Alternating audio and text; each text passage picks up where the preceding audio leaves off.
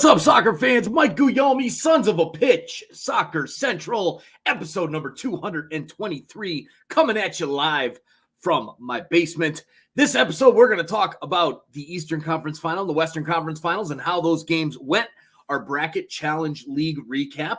Only two people left that have a shot to win the Bracket Challenge. We're going to go over some news and notes, off-season calendar, talk about the new MLS Next Pro and that horrible logo.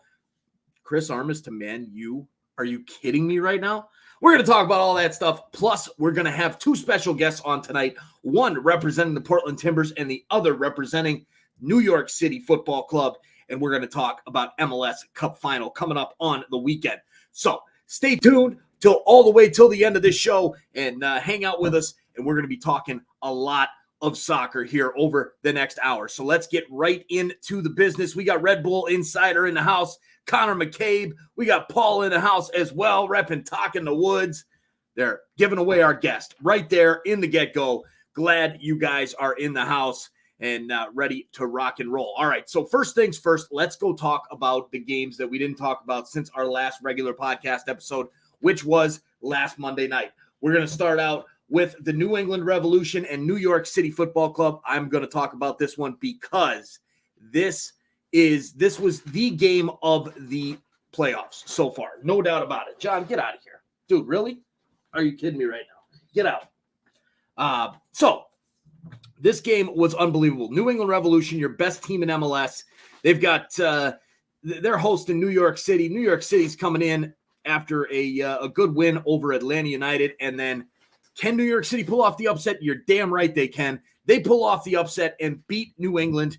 Went 2-2 through the 90 minutes and then through extra time and then penalty kicks. New York City knocks out the New England Revolution, your Supporters Shield champions and all that. It's just crazy. But, I mean, hey, it's something to be said for these teams that get these buys, that win the conference and get the buys. They don't do so hot. That's how it is.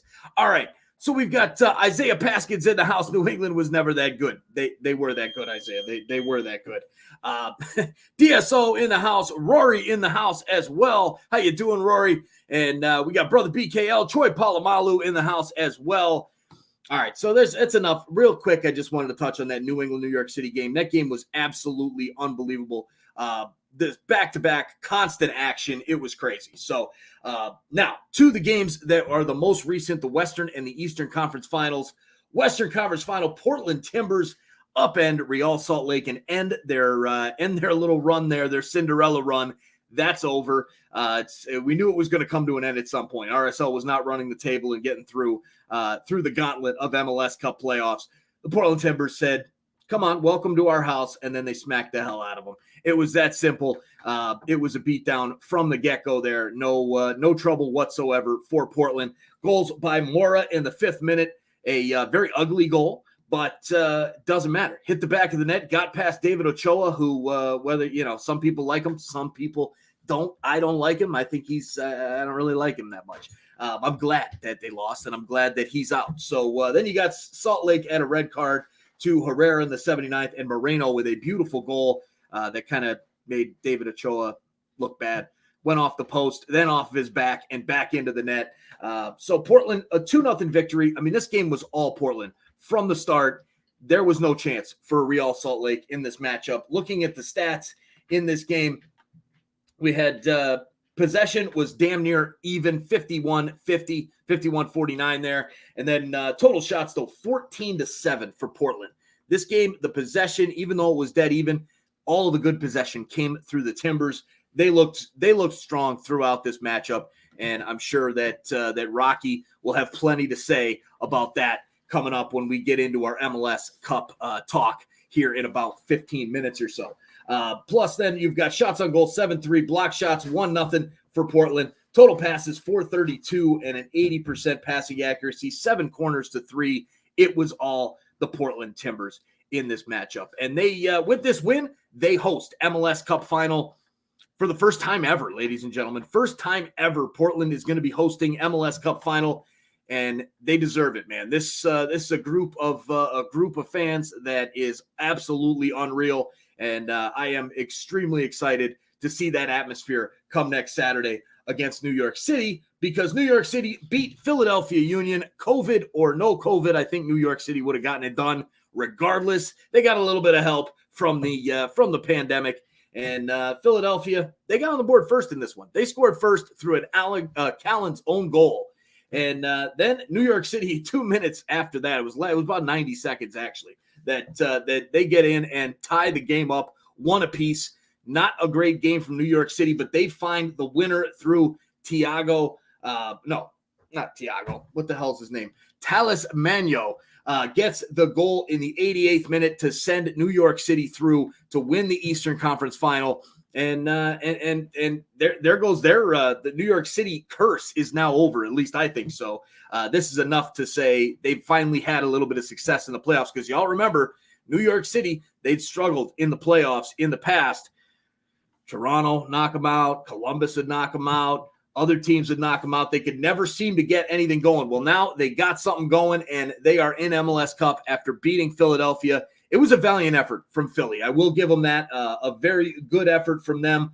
Overall, they had you look at the lineup here for them. Harriel, Finlay, Collin, and Imbasio were a brand new four that played in this one from the previous matchup in the playoffs when they beat Nashville. Imbasio's the starting right back, but the rest of those three, they were never going to see any minutes except for when COVID came through and ravaged that team. Flack, Martinez, McGlynn. I mean, this team, they were missing so many players, including Andre Blake, which was a big one, a really big loss for Philadelphia Union. And that's all she wrote for Philadelphia.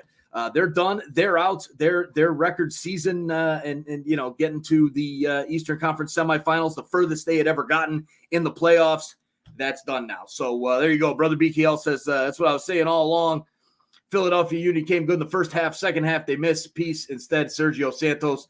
That's a good point, Brother BKL. They had no depth whatsoever on this roster. It was just a bunch of young kids that probably weren't going to see any minutes at all this season. And they had no depth. Sergio Santos, although I don't think he's that great of a player, he's still a good piece to bring in the 70th minute when you need a goal. So that, and then, Shabilko, he got tired towards the end. You could see it. He just wasn't able to keep it going. And that was trouble there. So, all right, then let's take a look at the stats in this matchup. New York City, not their best game, guys. This was not a good game from New York City's standpoint. I thought they played like crap, honestly. The possession was there, 65-35.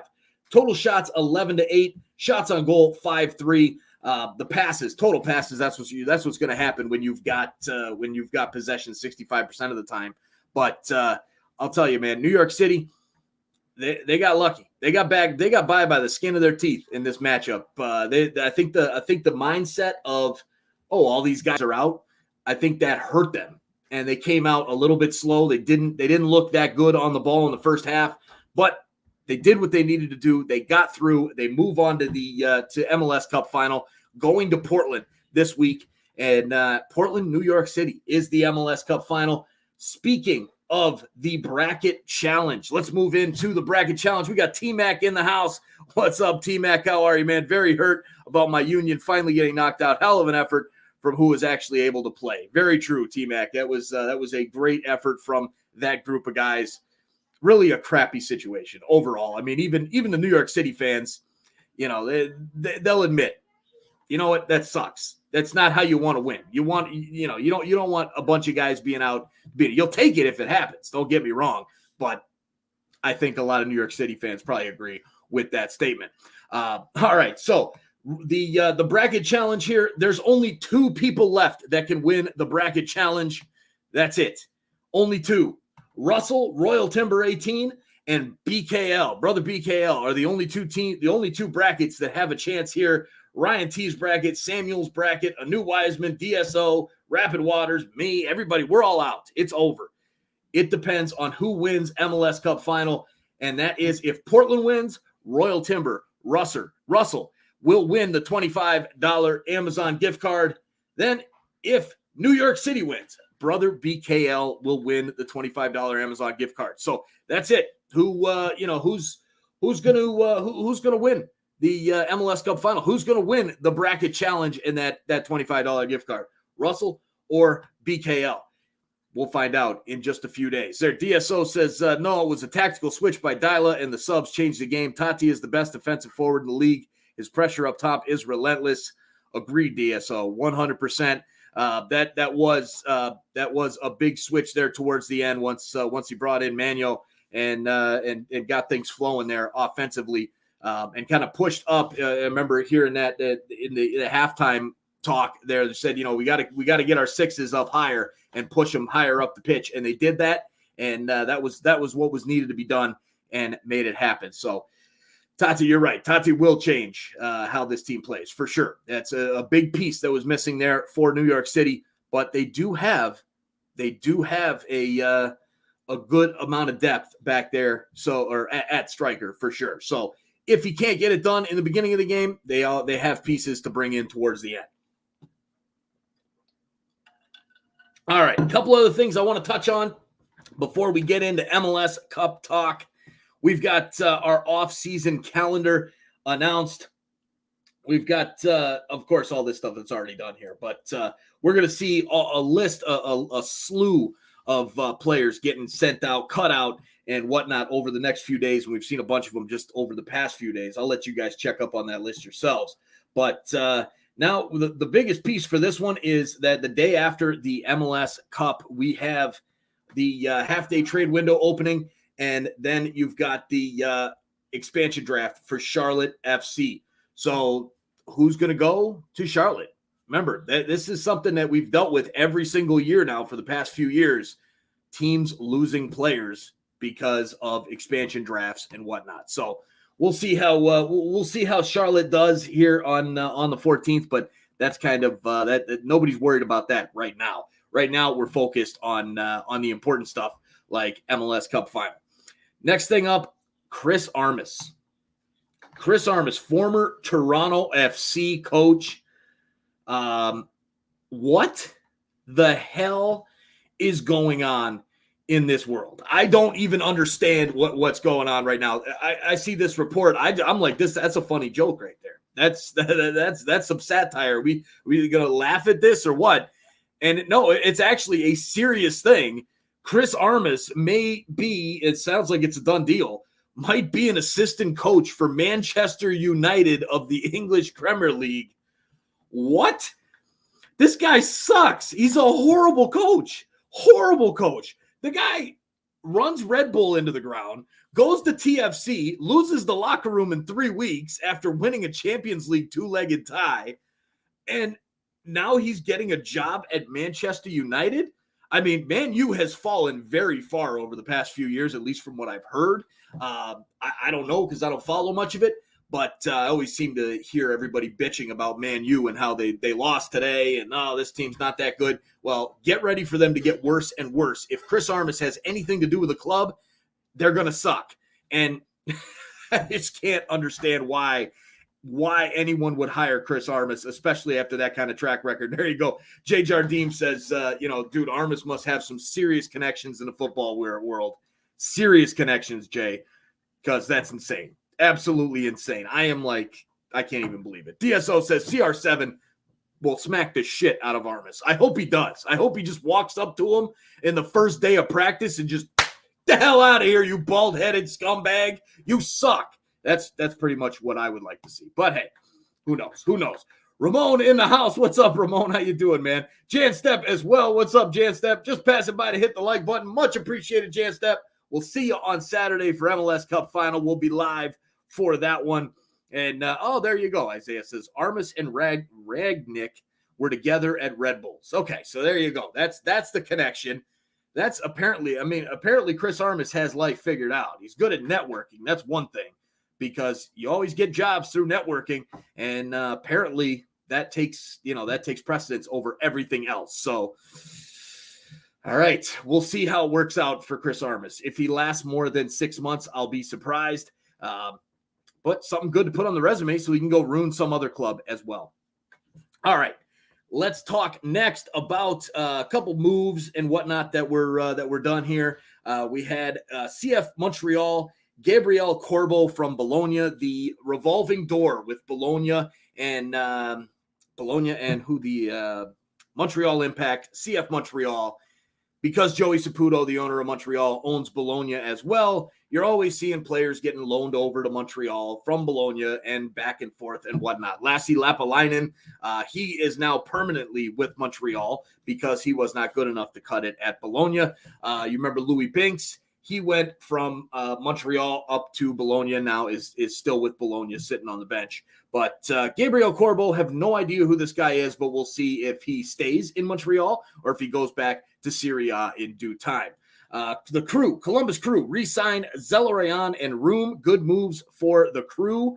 That's those are two players that are really the glue in that locker room. Zelarayan, you don't want to lose him. I think he's the MVP of the Crew. You could argue Jossie Zardes over the years, but Zelarayan is a big piece for the Columbus Crew. And then Eloy Room, the keeper. Great pickup from Curacao back a couple years ago. He's done well for Columbus. And there you go. Good moves by the Crew. But there, Isaiah says, you need to stop over-relying on Zelarayan. True, but if the guy's good, the guy's good, right? So you gotta let him ride. Gotta let him ride.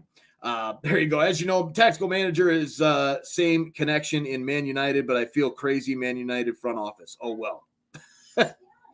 TFC got Bob. That's right. Toronto FC did hire Bob Bradley. Lots of talk about him righting the ship in Toronto. I think he'll do a good job. If you guys remember, I called that back like 2 months ago that that was how we were going to get this thing done in Toronto in their prescription there. But hey, we'll see. We'll see what happens with TFC. But right now, we got other things to worry about. Another thing I want to run over real quick is the United States men's national team. Their roster for this December camp. Goalkeepers, John Pulskamp from Sporting Kansas City. How did this guy get on the roster? Gabriel Slonina from the Fire. Good young keeper. I'm excited to see what he can do. A good opportunity for him to get into camp with the USMNT in their January camp that's in December this year. And then Matt Turner from the Revs. Defenders, George Bello, Justin Shea, Jonathan Gomez from Louisville City, Kobe Henry, Henry Kessler, Brooks Lennon, Aaron Long, Kevin Paredes from DC United, Brian Reynolds from Roma, one of the few European-based players that came over, Austin Trusty and Walker Zimmerman. Midfielders, you got Kellen Acosta, Cole Bassett, Johnny Cardoso, Christian Roldan, and Jackson Ewell. With the forwards, Taylor Booth from Bayern Munich 2, Caden Clark getting his first call-up to the United States men's national team, Cade Cowell from the Earthquakes, Jesus Ferreira, Jordan Morris, Ricardo Pepi, and Jossie Zardes. So a good lineup from USMNT to bring in. It's all about the training camp. They do have a friendly against Bosnia. I probably will not be live streaming that one as I'll be going on vacation. I believe the 17th. I think the game's on the 18th. But we'll see how they do in that. I'm not worried about the game. For me, it's all about the training camp and getting these guys some good time together and learning the system under Berhalter and trying to get better for the future. All right. Lastly, we've got the Canadian men's national team Players of the Year, men and women national team Players of the Year awards. This one, we had the media vote, and as I am part of the media with Canada Soccer, let out my votes, and I will tell you guys my votes before the final tally is actually up. For the men, I've got Alphonso Davies, number 1, Tejan Buchanan, number 2, and Stefan Eustachio, number 3. As far as the women go, Christine St. Clair, Stephanie LeBay, and Jessie Flemings. So Jessie Fleming, not Flemings. But there's my picks for the Canadian men's and women's national team Players of the Year. And with that, let's take our quick sponsor break here for the podcast side. And John Donovan will have a fire update for you guys as well. And then we'll be right back in just a minute to talk with our 2 special guests on this great game coming up on Saturday, MLS Cup Final. Be right back, guys.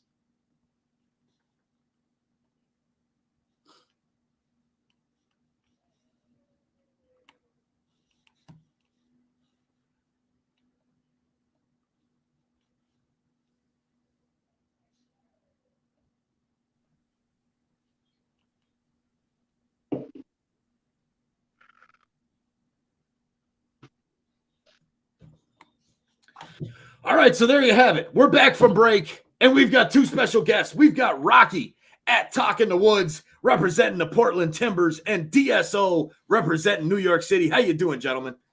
Awesome. I'm doing great, man. I just hope we can win this final, man. Nice. Good stuff. Good stuff. All right, so we're going to talk about a couple different things. Sent you guys some notes earlier. We've got our keys to the game. We're also going to talk about a position-to-position breakdown, right? So the defenders, the goalkeepers, midfielders. I want you guys to tell me, A, what your keys to the game are for your teams, and then B, why your team has the edge in those certain categories of goalkeeper, defender, midfielder, etc. We're going to go over players to watch, and then we're going to talk about predictions. Now, I'm going to let these guys do most of the talking during this one tonight, and I'll be putting together my episode tomorrow. I'll be recording mine tomorrow morning to have uploaded, hopefully tomorrow afternoon, maybe tomorrow evening, and I'll give you more of my information on it there. So, guys, let's get started. First things first, Rocky, tell me what are your keys to the game for the Portland Timbers? Keys to the game are definitely going to be having to watch Morales and Castellanos being back. Golden Boot winner of the MLS this year. Can't be you can't just let them go by.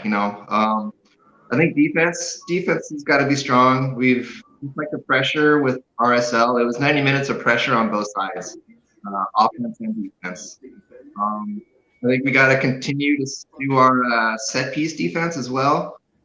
Even when New York gets a chance and gets corners, which they're going to have to do, we got to watch those corners. And then precision assists and fast attacks for us anyway. We may give up some possession. I think New York is going to be comfortable in Providence Park because it is the second smallest stadium, or pitch, and I think New York has the smallest pitch. So, hey, your stadium used to be a baseball stadium, buddy.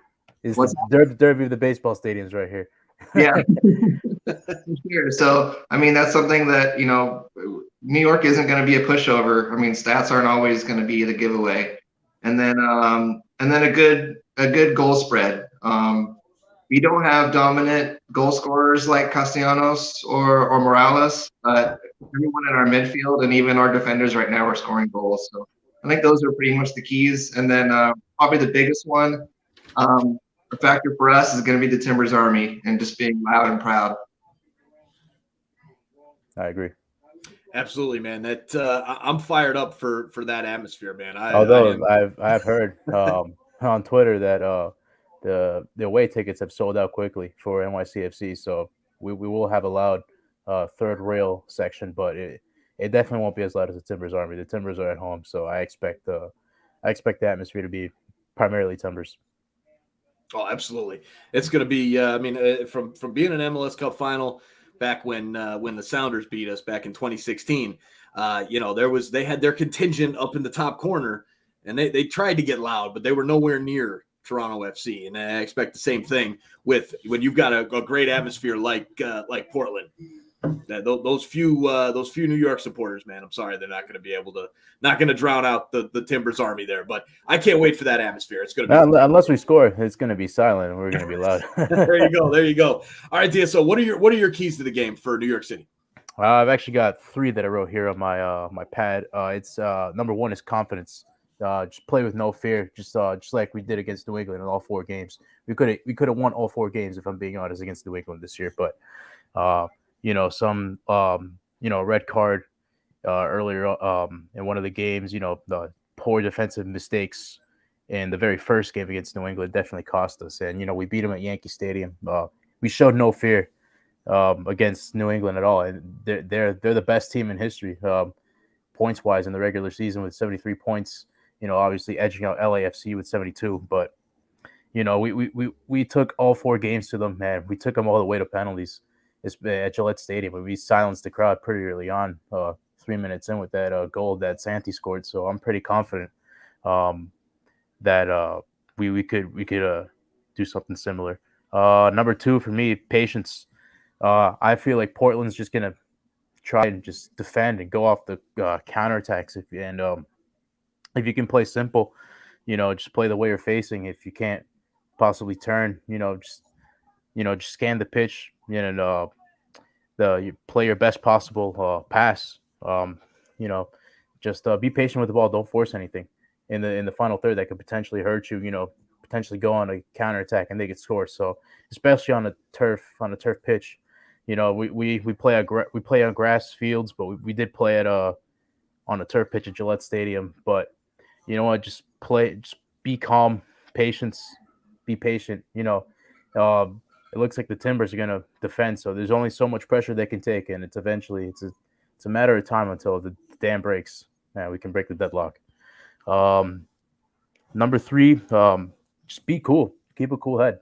You know, we saw Dyron Espria, you know, at the end of the game in Colorado, he punched one of the Colorado players on the sideline trying to get a throw in when you're 1-0 up in the 93rd minute. You just can't do that in playoffs. You know, if that was earlier in the game, it potentially could have cost Portland the pass to the conference final. If that was earlier in the game, if that was 20 minutes into the game, I don't think we see Portland advance if that red card happened 20 minutes earlier. So just keep a cool head. You know, Castellanos, I understand that you see the ball and you try and lunge for it and try to win it. You just can't do that, you know, especially when you're already on a yellow. So just keep a cool head. And, you know, I've seen highlights of these Portland Timbers playing, you know, trying to see what we can do, and me trying to say it here on the live. So I've done my homework. They if you get under their skin, they could potentially do something really stupid that could cost them the game. So I would just keep a cool head and, you know, try and get under the Portland Timber skin, you know, especially someone like Dyron or Mabiala, who could easily lose their temper, you know, and potentially get them sent off. So just keep a cool head. That's number 3 for me. All right, sounds good. I like it. I think for me, you know, my keys to the game, I think for one is just attack for Portland. I think they got to go after it.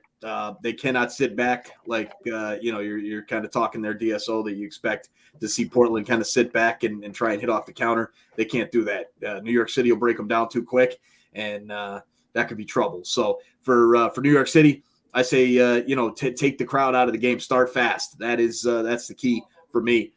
Just you got to get going real quick and try and get that Timbers Army quiet, because if you're not, after about 45 minutes or so, it might not be a good place to be. So yeah, especially at noon, if you could, you want to win the first 15 minutes of the game. Right. If you're NYCFC, especially as the away team, you know, try and put the Timbers Army to sleep. It's going to be noon Western time, so it's going to be very early kickoff for them. So, you know, if I'm New York City and I start with the ball, I would just keep possession. You know, just bore the fans into, you know, not really expecting much, and, you know, perhaps even just trying to get a goal early on, just like what we did in New England. Yep, there you go. All right, so let's talk about the position by position breakdown here. So, starting out with the goalkeepers. All right, so I'll say, you know, DSO, go ahead, you go first. Tell us why you think Sean Johnson has the edge over Clark. I just think that he comes up with the bigger saves and the bigger occasions. You know, no disrespect to Steve Clark, but we all know what happened in the 2015 final when he was the goalkeeper back then for Columbus Crew. Diego Valeri put him under pressure, and in the first 30 seconds, you know, just wanted to clear the ball, and it hit Valeri's boot, and it just goes into the back of the net. I'm pretty sure Rocky went wild when he saw that. So, you know, we already know Steve Clark. He's very easy to apply pressure on. So if I'm Tati Castellanos, I would definitely apply pressure to him and the 2 center backs for Portland pretty early on, because you never know. You can make a mistake out of it and, you know, just make the most of it. And, you know, you never know. You can go 1-0 up pretty early on. All right. Now, Rocky, talk to us. Why is Steve Clark the better option here? Why should they get the green check mark? Experience. Steve Clark has been in a lot of finals, including 2015, 2019. MLS is back, and now this game. He's a phenomenal goalkeeper. He's consistent, and he's got great leadership over the back line. Valeri did get that one past him off of Columbus, but that back line was a little soft. I'm not going to lie. So the back line that Clark is working with now is a lot stronger, a lot more consistent. Zuparic has the most minutes of any player right now on Timbers. Mabiala's got 2 goals in this tournament already. And So then does Tati. what's that? So does Tati. And then but Tati's he's forward. So, Yeah. Defender having 2 goals is, I think, a little bit nicer than our forward. So, but again, Clark is sure-handed. He's got some good saves, and he's playing at home with the Army at his back. So I'm pretty confident in Clark and his leadership abilities with the defense. All right, so there you go. Then, I've I'll be putting out my picks and whatnot in tomorrow's episode for who I give the edge to. But great points from both of you. Rocky, talk about the defense, the defensive core. You kind of started to touch on it a little bit there. Why is the Timbers defense better than New York City's defense? I'm going to go with our leadership right now. Diego Chara, he is a CDM, but he's the captain of the back line. It's going to be hard just getting past him. And if you get it past him, then you have to worry about set pieces with Kuparic and Larry's, who are just going to box you down. And then Claudio Bravo, arguably the best wing back in the MLS this year with 55 tackles. The young Argentine took also some international duties. He's a boss with the ball. He's not afraid to get a tackle, not afraid to get a yellow card. I think our only soft spot right now is probably going to be Van Rankin. I do love the guy, but he's definitely made a few mistakes. And if New York can put some pressure on Van Rankin, and if they don't switch sides, which they often do, if Van Rankin gets too much pressure, he could switch sides with Bravo and mix it up in New York. And honestly, the big three, I say big because Chara is Diego Chara is going to be a huge matchup for any team. He's going to take a spot on a lot of players, even on Hey, you keep cutting out, Rocky. You can barely understand you, man. It sounds like you're underwater right now. Yeah, it does. I can barely hear you. My Wi-Fi. Here's something else in one of your guys' background. I think Diego Chara is going to take leadership role in this, and he's going to captain the back line. He's going to definitely assist up on the forward front too with his brother Jimmy and Tyrone. So, yeah. All right, sounds good. So, DSO, talk to us about that back line. I'm not a big fan of Callens and Chanel. I think they're a little weak in the center back position. Well, I completely disagree. They've been together since 2017. They've been the most stable center back pairing in the league. You know, they've been here for almost half a decade now. So their leadership, they have leadership in Diego Chara. We have leadership in Maxime Chanel. He's the vice captain. We have Callens, who's a very experienced internationally, going to the Copa America and playing with Peru in the qualifiers. So I think it's the center backs are pretty good. I think the full backs as well. Hold up. All right, so we'll get back to that there. I'm thinking with as far as with Tinnerholm out and having Amundsen, he's played well since coming in. Sorry about that. But no worries, man, no worries. So I think he's played well, but he's not Tinnerholm. And then with Gray, he's looked good as well, but that's a young kid, a lot of pressure on a young kid. Yeah, I think we have two really good left backs. We started Amundsen for the whole playoffs, and we brought in Gudmundur Torrensen, and we all know he's a Gudmundur Torrensen. He's very good with the free kicks. He scored 2 free kicks this season. He scored the free kick in Atlanta. That's basically saved us. That saved the whole season for New York City Football Club. If it wasn't for that free kick in Atlanta, I don't think we'd be talking about a New York City Portland Timbers MLS Cup matchup right here. So big props to Goody for coming up big, ending the drought, 509 minutes without scoring a goal. He came up massive. Malte, very good defensively, attacking wise as well. I think he's very good. I think we're going to target the fullbacks for Portland. I think that's what's ultimately going to come down the game. we're gonna attack the fullbacks. Their fullbacks aren't really that good, if I'm being honest. I think they're a bit iffy. I've seen a couple of highlights. It's mostly Moria or one of the center midfielders playing out wide when there's a threat on the wings for the opposition against Portland. They like to play a very narrow defense from what I've seen so far in the playoffs. So I think it's all going to come down to how we use the flanks. And I think center back pairing wise, Chanel and Callens, they've eliminated those bad decisions that they made in the past, in the playoffs. 2019 at Citi Field, that obviously comes to mind when you think of a poor play center backs wise. Chanel heading the ball back up, and then Pozuelo just gets a touch and slots it past Johnson to start the second half at Citi Field. And Matarrita giving away that stupid penalty in the 90th minute. We've eliminated those bad decisions. So I think this back line, this is the best back line we've had in our 7-year history. So I think if it comes down to defenses, I think we have the slightly better defense based off the experience and the togetherness and the chemistry. So if it comes down to it, I think the number one reason we win this game is defense. Okay.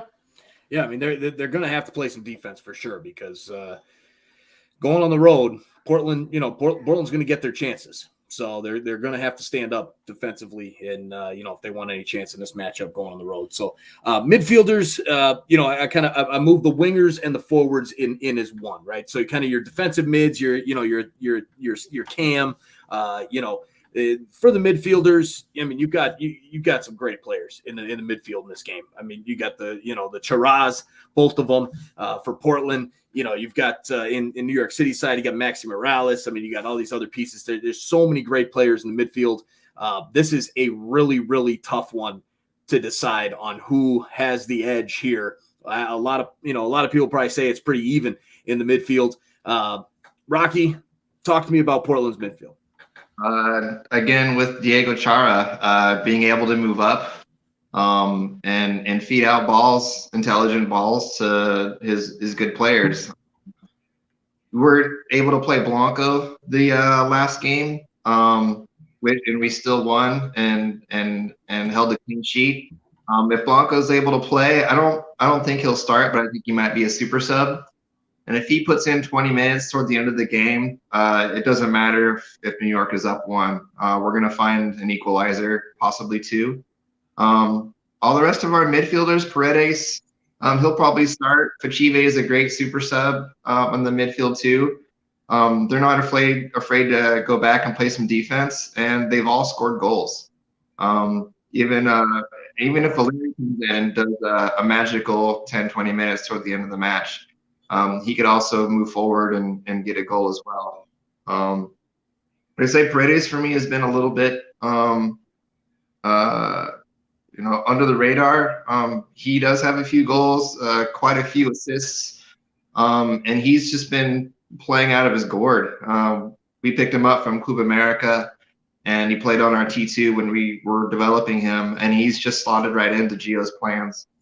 So between him and Chara, and then, like I say, if Fachive would be a sub, and even Laria subbed in for Sebastian Blanco last game, and he bossed it. He looked a little tired after 80 minutes. But like I say, we got some great subs. And like I say, if Laria gets tired in 80, we could throw on a Blanco, which, our bench only gets stronger, which not a lot of teams can say they have. And like I say earlier too, if we go down a goal, we went down a goal in Minnesota and came back and beat them 3-1. So the Army was never out of it at that point. But yeah, I think it's just a good spread. Other than Blanco, like I say, everyone's got goals, so it's a real dangerous threat, and that's just the midfield. Okay, so talk to me about Blanco. All right, is there any chance he starts this game? I would probably say like a 30 to 40% chance that he starts. Okay. Just because we don't want to injure him any more than he possibly was. Obviously, one of our first concerns is just player health and player safety. And if we don't need to play him, then we don't have to. We have plenty of other guys to slot right in and get the job done, like we've already seen so far this year and in this last game, even versus ourselves. Okay, yeah, I mean, to me, if he plays, that really, that puts kind of Portland in the driver's seat. I think if he starts, but I mean, if he's coming in off the bench, you do have that option right there. That's a huge option to have. I think sometimes people think, oh well, look, you're you've got a guy on the bench, he's not starting. That's a bad thing, but and sometimes that's a damn good thing to have in the 70th minute where you need to change the game a little bit, and you've got a guy like Sebastian Blanco to bring on. That's definitely exciting. So there, Ryan Anderson says, I think him not playing against RSL means he starts in the Cup. That's what I'm thinking, because they didn't have to use him. That definitely helps his case for getting there and starting. But again, we don't know what's going on injury wise. If he's going to start, if he's not going to start, we'll find out on Saturday. But DSO, if you're, I don't know if he just had to step away for a minute or what, but as far as the midfielders there for New York City, I don't even have my notes done yet for tomorrow, but there he is. Perfect. DSO, talk to us about New York City's midfield. I think the midfield. I think the pairing with Alfredo Morales and James Sands, I think it's very underrated. I think throughout the playoffs they've been solid defensively. They have given up as many mistakes. Obviously the trade of Alexander Ring, that was obviously a big blow to us at the start of the season. I was definitely not pleased with that trade. Well, when I heard the news when we traded him to Austin. So, but I think James Sands has really grown into the scheme of what we try to do in the midfield.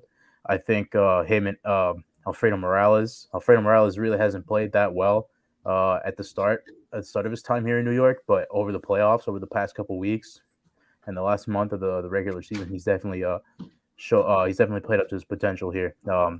Ronnie Dyla on the broadcast at halftime, when they pulled him aside and they asked him, what are you going to do in the second half differently when they were getting dominated by Philly that first half, he decided to push both Alfredo and James Sands up, pushed both sixes up, and it paid off. Ultimately, it paid off with the substitutions of Talos Magno, Thiago, and Gudmundur Thorarensen. It eventually paid off in the end. So if we had to do something like that again at Portland, say we concede a goal early on in the second half or later on in the first half, and we're down one. We find ourselves down 1-0, with a decent amount of time left on the clock. I would assume Dyla would make the substitutions much faster. He really hasn't made subs that early throughout the season. He's always left them late for some reason, and a lot of the fans really weren't too happy with that. But I think he finally got it right down in Philadelphia, being down a goal. 90 seconds later, Maxi Morales finds the back of the net, makes it 1-1. And then late on in the 88th minute, a ball from Maxi Morales trying to find Gudmundur Thorarensen, and Mbaizo with a very poor first touch. Goody just crept up behind him, got the ball, squared it to Talos Magno, and all I had to do was tap it in from 6 yards out, and we're in the final. So I would assume if Portland do not go out like Philly did at the start of the game, I would assume he would push Sands and Alfredo Morales up and, just try and pin Portland defensively. There's only so much pressure you could take until you finally let one in.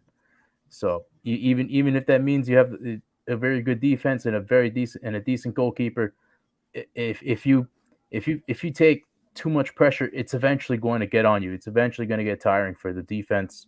And the offense is definitely going to find a way to score. We have Max Morales, Santiago Rodriguez. They've been phenomenal. Maxi has been phenomenal throughout the playoffs. That first game in Atlanta against Atlanta, and that second game in New England, completely dominated. And we had to bring off Sands in that game in New England. Brought in Tony Rocha, and he played phenomenal. The time he played, he looked like he was playing all season long. He was a really solid midfielder. And I also heard something, a rumor. Is like if Sands is injured, and you play Sands at right back, and you have no options in midfield. With Zelalem not playing. Unfortunately for him, he's only played 21 minutes, and he got that red card against Philly on decision day. So, but Ronnie did say Tony Rocha is ready to play midfield, and he's actually a solid player in that midfield. I think of the creativity of Maxi Morales and Santiago Rodriguez, I think that creativity is going to be key if we do, in fact, win this game. If we keep creating chances, we can play off the 9. We can go out wide. There's so many ways that this team can hurt you offensively. So I would just have Santi and Maxi play. I wouldn't play right down the middle. Diego Chara, he's a very good defensive midfielder. For me, in my books, I think he's the best midfielder in the league, the best defensive midfielder in the league. Diego Chara. Yeah. I would target the flanks, target the fullbacks. They don't like to play wide with their fullbacks defensively, Portland. So I would obviously target the flanks. And I've also seen some highlights. If you play down the middle really quickly, if you play a quick 1-2 pass, you could get in behind this back line and potentially have a 1v1 with Steve Clark. As long as Medina doesn't have that 1v1, we already know what Medina. We already know Medina, man. To be fair, he is a good player, but he does get on the nerves of City fans a lot. Oh, yeah. He's a decent player, but if it was up to me at the end of the season, I would either trade him or sell him back to a team in Paraguay because he's not cutting it for me. Yeah, no, for sure. I'm loving what Santi Rodriguez as controversially as this would sound, I would start Medina. I would start Medina because I'd much rather have Talis Magno and Thiago come off the bench.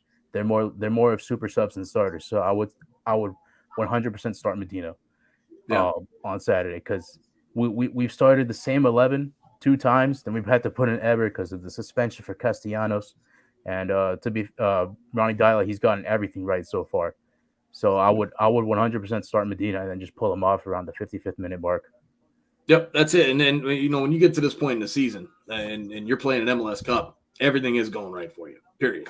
And you've got that luck. You've gotten those lucky breaks, and you got it all going. You got that depth and depth. So is Portland in the last game, with that very poor clearance, lucky bounce off, I believe, Mora to get the first goal, and, lucky bounce off Ochoa. That shot was hitting the post anyway. Ochoa didn't need to die for it. Yeah. No, it was terrible. It was terrible. All right, so let's go quickly over the forwards and the wingers, as I want to touch on your one player to watch as well as your prediction and a scoreline prediction. I already know who you're going to predict. I think we all know who you're going to predict.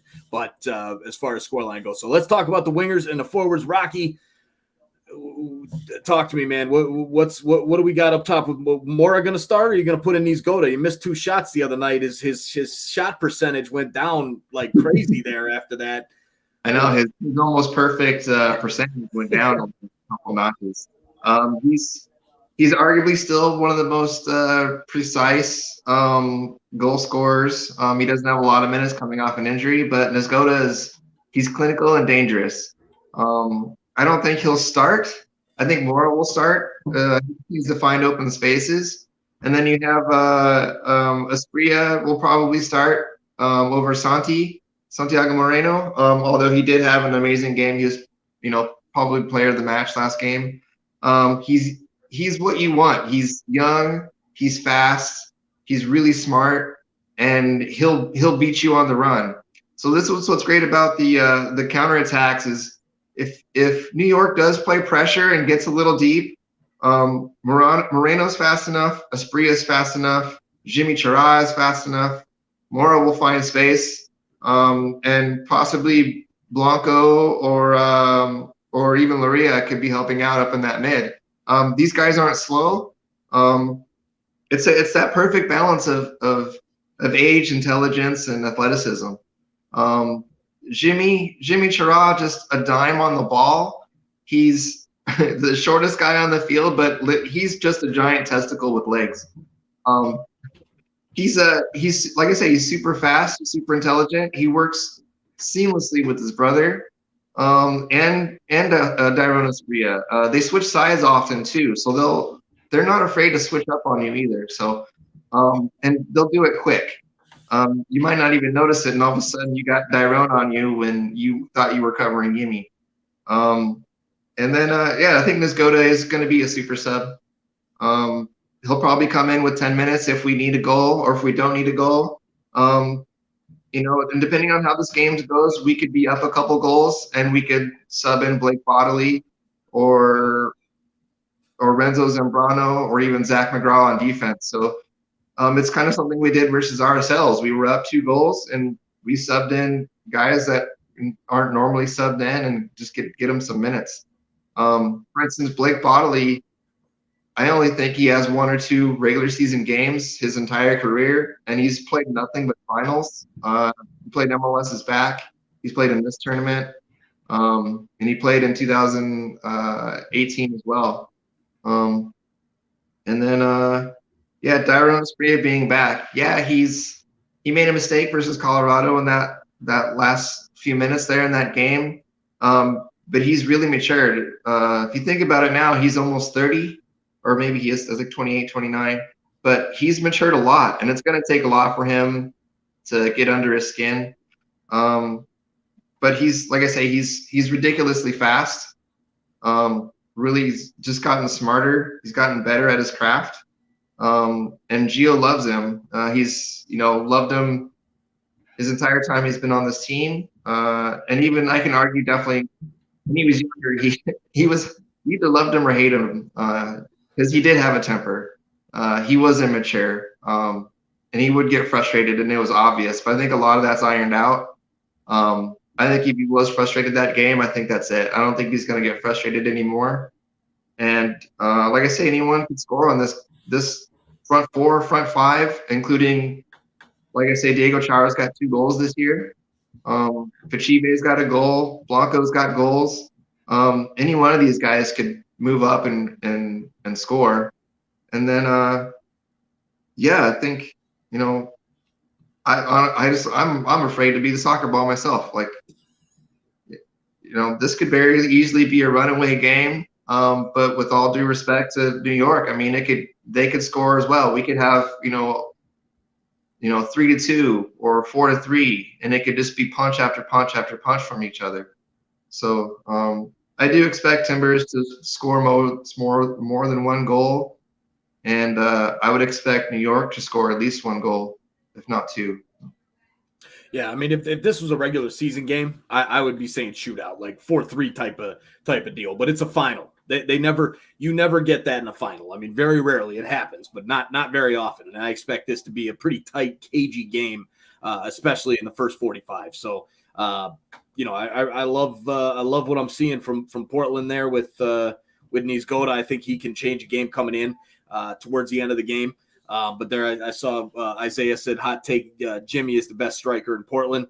Moore is good, man. He scores a lot of goals. Jimmy being the midfielder, man, he's damn good, and he might be my player to watch. I might give a little hint away for tomorrow for that episode there. But no, I mean for DSO and New York City, I mean, what else you got to say other than Mr. Golden Boot?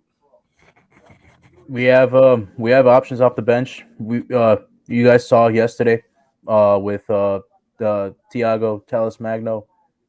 We could also play Goody. Goody's pretty good offensively. Malte Admonson, pretty good offensively. Tavon Gray, pretty good offensively.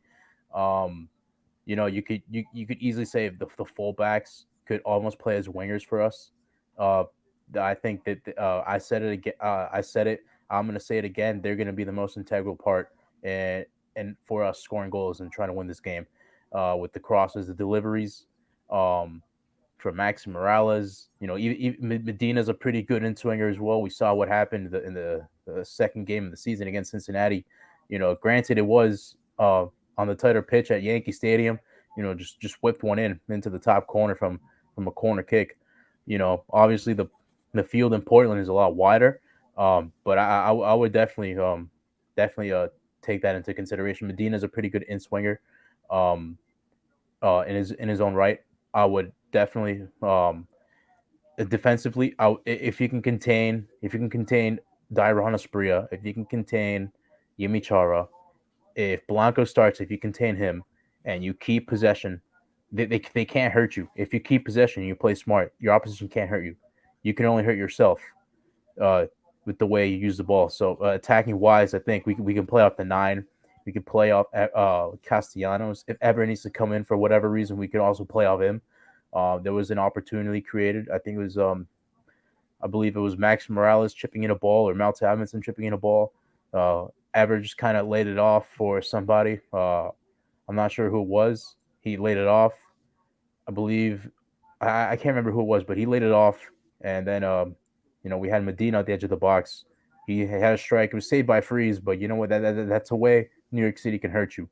Tati Castellanos, he's an aerial threat, and he's the best defensive striker in the league.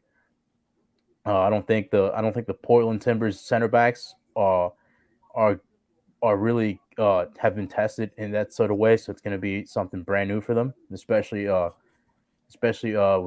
this year. With the regions, east and east, west and west. Barely getting into east versus west matchups, because I think that having to be similar to having to get familiar with the attacks in your respective conference. I think that's going to be a part that's going to play a part, and Portland dealing with the press from Castellanos.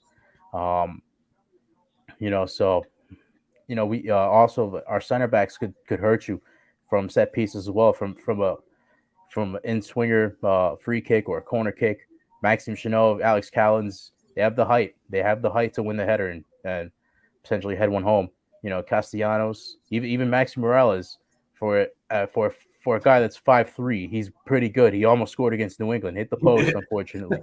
So I would that surprised me. Yeah, I would definitely keep an eye on the aerial threats attacking wise for New York City. If I was Portland, a decent delivery. I've seen from what I've seen, Portland aren't really good at defending the cross or defending set pieces. They're really good offensively wise on set pieces. So if we can defend those set pieces, eliminate those bad decisions defensively, and just have decent deliveries in from corners, free kicks, or crosses, even just a half decent ball into Castellanos, so he could find a way to head it into the back of the net. And so offensively, I think that we're pretty good. We have Tajiri Shradi. He can hurt you in a lot of ways as well. So offensively, this team is stacked. Yeah, there's no doubt about that. I mean, and the key is, what's the service going to be like to Tati? That's where I'm at. If they can get the ball into him from those wide points, it's going to be a good day for New York City. If they can't, it's going to struggle. Diego Chara is going to have an unbelievable game back there, just sweeping like crazy in the defensive midfield spot, shutting that down. But it's going to be good. It's going to be good. So let's talk about one player to watch. If you had to name an MVP right now, you think is going to be MVP of MLS Cup Final 2021 on Saturday. Who is it? Rocky, let's start with you. If it's not a goal scorer, it's Diego Chara. If it's someone who scores a goal, it's Dairon Asprilla. Okay. All right. Mr. October showing up in October, November, December, whatever you want to call him. You can put one in for his dad, and he's going to lift up his shirt and show his dad, and hopefully we get a backflip. Hopefully not. Nice. All right. So there you go. So DSO, who's your player to watch? I think on paper you say Tati Castellanos, but I think it could really be anybody offensively for New York City. I think you could even have a shout. Callens, he's been pretty good in this postseason. So is Chanot, I think, but I think it's going to be attacking wise. I believe Maxi Morales, he's definitely up there. I think for me it's a tie between Castellanos, Morales, and Rodriguez. I think it's a 3-way tie for me. But if I have to choose, I think I have to go Maxi Morales. I think I'll give the slight edge to Maxi Morales. Okay, cool, good stuff. All right, so last prediction time. All right, so tell me what's the score going to be, and who's going to win? I mean, I think it's pretty obvious here. DSO, you're going with New York City to lift the cup at the end of the day. What's the score line? What do you think's gonna? How do you think it's going to end up? I go first. Yeah, go ahead. The last time I predicted New York City to lose, they ended up pulling off the upset. So and the scoreline, I said 1-0 New England. You know what? It might be cliche. You know what? I think I'm gonna do it. I think I'm gonna say 1-0 Portland, and I think psychologically I'm gonna curse them, and it's gonna be 2-1 New York City at the end of the game in 90 minutes. I think this game will be decided in 90 minutes. Okay. So I'm going 1-0 Portland, but realistically, I'm saying 2-1 New York City. All right. So the superstition coming out for DSO there. I'm not superstitious. I think I'll take a page out of You can say you're not superstitious, but the whole thought process that just went through your head was totally superstitious. I'll take a page out of the book of Eli Manning. I'm not superstitious. I'm a little stitious. All right, Rocky. What's the prediction? I'm gonna throw out some numbers real quick right here. Since the 6-2 loss to Seattle, Portland has been 13-3-1. We're second highest goal scorer in the box with 51 goals inside the box, and we are 5 games winning for 6 versus New York. And with those numbers, I gotta say 3-1 Portland. I think Portland's just gonna be too much at home. I think we're gonna play with a lot of passion, a lot of focus, grit, and determination, just like we've been playing to get to this game. And I don't think it'll be a shutout, but 3-1 Portland. All right, you heard it here first from you guys. I appreciate you guys coming on at Talking the Woods. Go check out Rocky's Instagram page. You get all kinds of awesome Portland Timbers content over there. And at DSO, I don't know, one day you got to start a channel or something, man. You got the knowledge. I'll think about it. I'll think about it. So there you go, man. Well, guys, thanks so much for coming on. Appreciate you guys always hanging out with us and giving us the inside track on MLS Cup 2021. And with that, I'm just ending it. We're over an hour now. So we've got to make sure you guys are with us for the final on Saturday. We'll be live right here on Sons of a Pitch, Soccer Central, Portland Timbers, New York City. You know the deal. It's going to be a hell of a matchup. Can't wait. Going to be a lot of fun. Make sure you're in the chat. And then tomorrow, I'll be uploading a full 30-minute preview on MLS Cup Final, my takes and all that, with a little bit of knowledge from DSO and Rocky, because they had to teach me a little bit about their teams tonight. So, guys, thanks again for coming on. Viewers, listeners, thanks for watching and listening. Hit that like button, hit that subscribe button, and we'll see you guys real soon tomorrow for that preview episode. Have a great night, everybody.